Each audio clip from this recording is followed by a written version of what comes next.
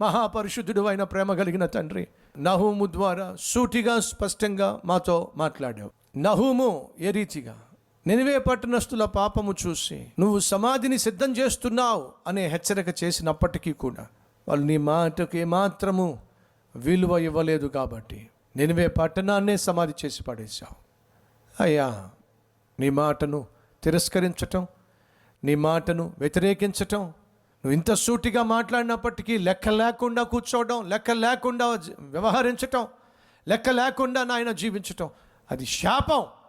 ఈ వాస్తవాన్ని గ్రహించిన ప్రతి ఒక్కరిని నాయన నీ కృపలో జ్ఞాపకం చేసుకొని రాబోతున్నటువంటి అపాయము నుండి, రాబోతున్నటువంటి ప్రమాదము నుండి మమ్మల్ని కనికరించి క్షమించి నీ బిడ్డలుగా నాయన ఈ భూమి మీద జీవించే కృప కనికరం మాకు దయచేయండి. అలాగే యూట్యూబ్లో, మీడియాలో ఈ సందేశాన్ని విని విశ్వసించి నాయన విరిగి నలిగిన మనసుతో ప్రార్థన చేసిన ప్రతి ఒక్కరిని నాయన ఆశీర్వదించమని యేసు నామం పేరట వేడుకుంటున్నాం తండ్రి.